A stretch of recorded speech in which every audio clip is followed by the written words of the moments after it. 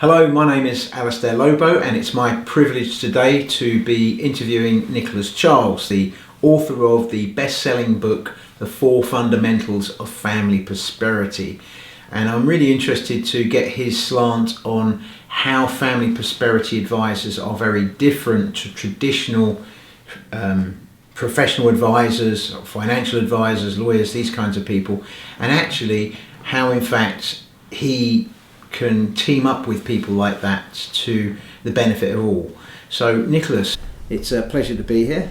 Thanks, Alistair. And I think the book's fantastic. I really love the content, and it's a great, really insightful read.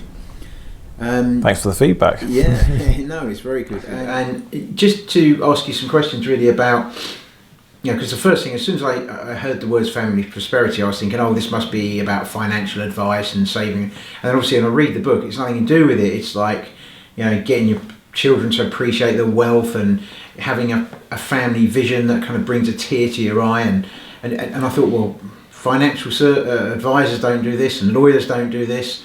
So obviously you're trying to get the same thing though, because I think most IFAs and most accountants, which is your background, and most lawyers and professional advisors, that's what they want. They actually want family prosperity. So can you just describe how what you do is very different and how it complements what these other people do?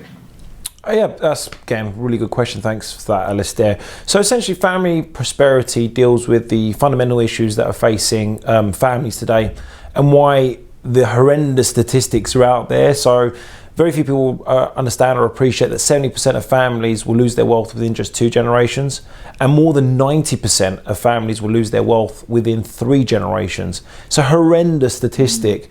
And the question should therefore be, well, we have all this amazing professional advice. We've got some great lawyers, especially in this country, great lawyers. We've got some great financial advisors.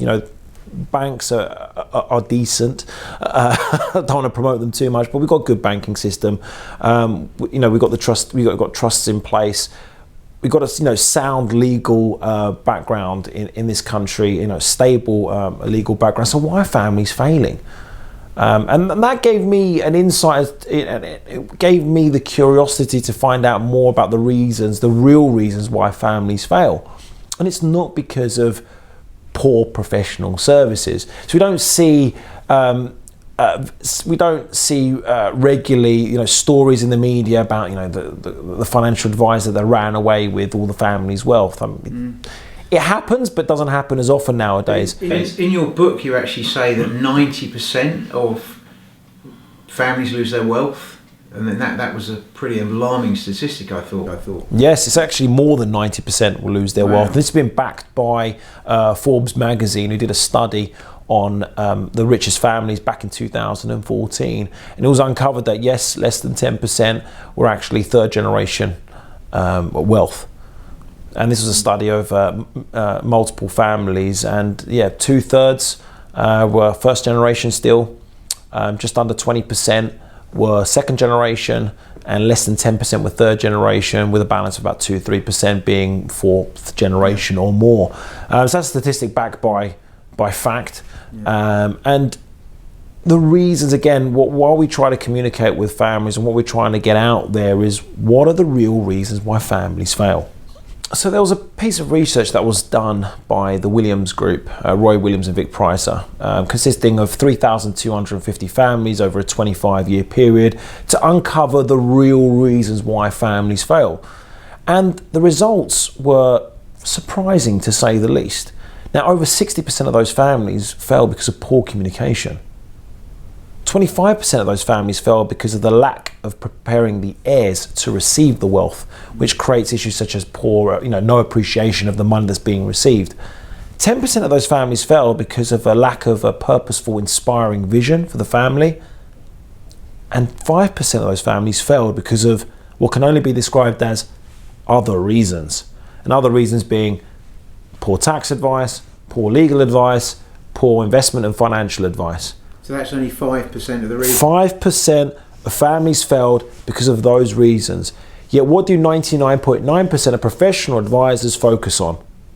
Well, obviously, investment advice, tax advice, legal advice. mean, it's a staggering statistic. So when I looked at this per se, my question was, well, what do we need to do to help families?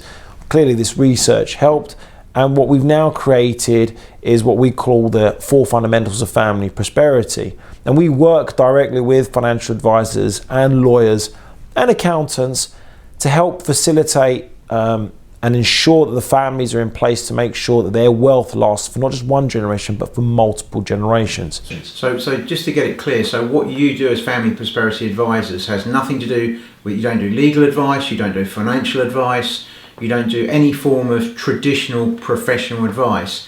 It's things like helping the family get clear about their vision. It's about setting up communication structures and empowering the family to communicate more effectively. Yes, I mean, I can tell that you've definitely read my book, Alistair. Thanks for that. But essentially what we do when we work with all families is the most important thing is we find out what the problem is. So we've created a very detailed diagnostic that uncovers the risk to the family's wealth based on research and based on what they tell us. And through those answers, we'll create a report for that particular family, and we tell them the areas that they need to work on and the areas that will cause their family to fail financially over multiple generations.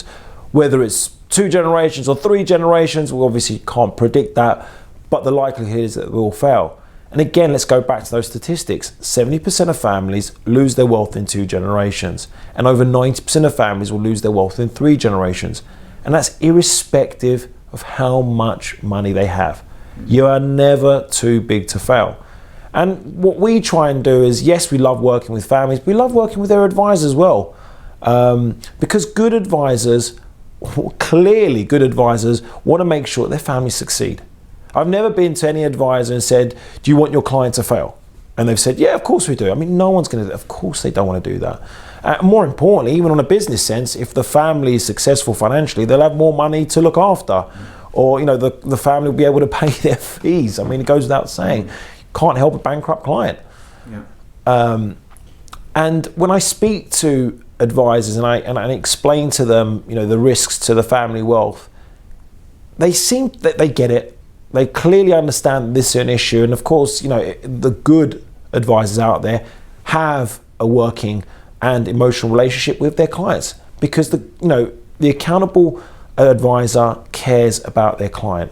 They want their client to succeed, and more importantly, they want to establish themselves as that family advisor. And what we do through the Charles Group is we help facilitate that. We help the professional advisor move from being an individual's advisor to being the family's advisor, establishing the link and almost bridging the gap between the advisor and the entire family. Now, why is that important? Well, what do advisors fear? What are advisors worried? They're worried about losing their client. And what's the number one guarantee that you'll lose your client? When they pass away. Yeah. Is that an issue? Of course it's an issue, because if your client passes, you lose your client. And unfortunately, the inevitable will happen.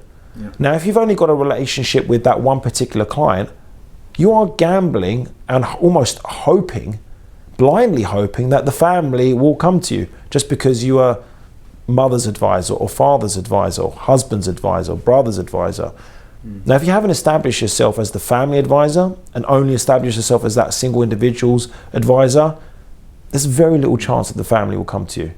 Yeah. Why? Why should they come to you if they've got no working relationship with you whilst father, mother, brother, sister was alive? So if they were involving a family prosperity advisor if they worked in tandem with someone like you, they would have that relationship, obviously. And I guess that they even have a relationship with some of the other professional advisors of the family as well, because they get to meet them. Yes, of course. I mean, one of the services we offer to our clients is an AGM of professional advisors. Now, AGM, you're instantly assuming, an annual general meeting with shareholders. It's the same idea, but in fact, what this is, it's a roundtable meeting once a year between the family and those within the family that want to, step up and have a working relationship with the professional advisors and the professional advisors. And at that meeting, which we help facilitate, we ensure that the the message, the family's vision is communicated effectively to all the professional advisors. And it gives the professional advisor the scope, the platform, shall we say, to be made accountable. Now, all great professional advisors want to be made accountable to their clients. Why? Because it enables them to show to their client how good they are, what they're doing to help them, what investment advice they've given them, if it's the financial advisor, how their investments have worked over the years, or how great the tax advice is, the trust setup with the trustees, for example, what legal advice that they've been given. And whilst working together, always generates greater business. Because if you genuinely want to service the client, it's imperative that you work with the other advisors. And if you're not given a platform to work with the other advisors, it's very difficult to do so. But if you're sitting in the meeting and it's, and you've got the investment advisor there, you've got the trustees there, you have the accountant there, the tax advisor, the lawyer, then it gives you an opportunity to work concise to make sure that if you are the financial advisor, that it's tax efficient because the tax advisor's there. To make sure that everything's done legally, I don't know, for example, the wills, for example, make sure that everything that you've advised on is included in the will. Well, if the lawyer's there, he's going to let you know, or you're going to let them know. Make sure that, understand the business. The accountant's going to be there, so he's going to explain to you how the business has performed over the last 12 months. And now all of a sudden, you've got a team working for the family. Yeah. And more importantly, you're showing the family how wonderful you are. Yeah. It gives you an opportunity to be proactive and to show the family, to almost showcase that you genuinely care about that family. And I guess you're also getting to showcase what you can do with all these other different types of professional advisors. Yeah, of course. I mean, how much off-spin business are you going to get when, if the lawyer is all of a sudden asked by their client, would you recommend us a financial advisor? Who are they going to recommend? Yeah. Someone they think is good or someone they've got an active working relationship with. And vice versa. Of course, vice versa. If the financial advisor is thinking of needs a lawyer or one of his clients needs a lawyer, then it's the best type of networking. You are working together to showcase your skills to other professional advisors, and the likelihood of you getting introductions, larger or smaller, if you're working with someone directly. Yeah. Surely it's going to be larger. Surely it's going to be greater. Yeah. And I suppose the other thing is that you're wowing the client, really, aren't you? If you're a traditional professional advisor and you're bringing along a prosperity advisor along who's going to do all the things that traditional professional advisors don't do, that are going to also help the family in a really big way, I guess the fact that you're bringing that person along is going to make a big difference. I mean, I guess if they just gave them the copy of the book, it would... Yeah, I mean, be proactive. I mean, if you know that you're working with a high net worth family and you want to showcase that you genuinely care about the family, get them a copy of the book. It's not going to break the bank. I'll be brutally honest with you.